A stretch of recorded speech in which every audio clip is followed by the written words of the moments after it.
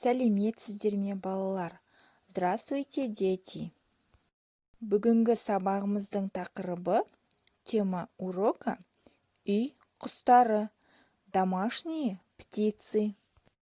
Сабақтың мақсаты берілген тақырыпқа қатысты сөздерді табу және сөйлеу барысында қолдану.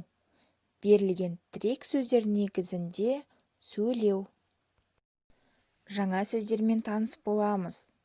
Үйрек, утка, тауық, курица, қаз, гусь.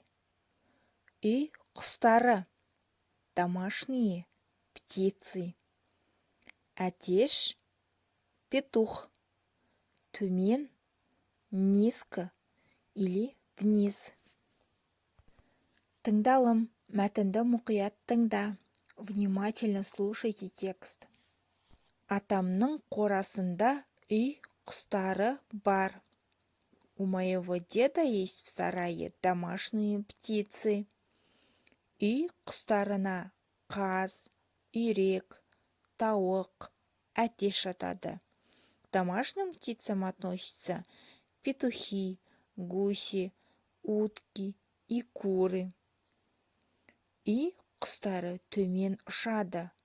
Птицы летают низко. Атам құстарға ұя жасады. Гнезда для птиц сделал дедушка.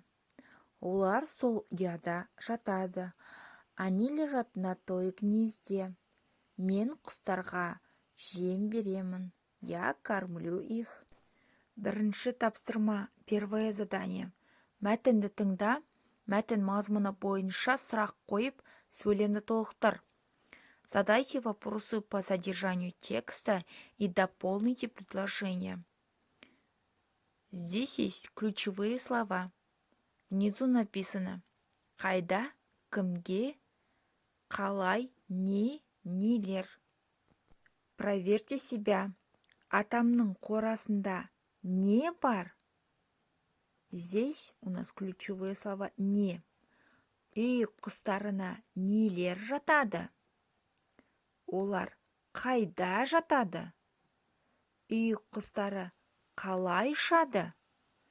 Кім құстарға ұя жасады? Жарайсыңдар, балалар, өте жақсы. Екінші тапсырма, второе задание. Ребята, это письменная работа. Пишите в тетради, хорошо?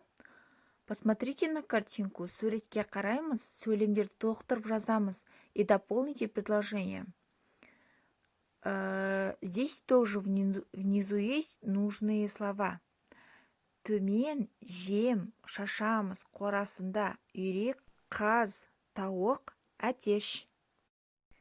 Өзімізді тексереміз, проверьте себя. Атамның қорасында үй құстары бар. Үй құстары үйрек, қаз, тауық, әтеш. Үй құстары төмен ұшады. Біз үй құстарына жем шашамыз. Жарайсыңдар, сау болыңдар, балалар. До свидания, ребята.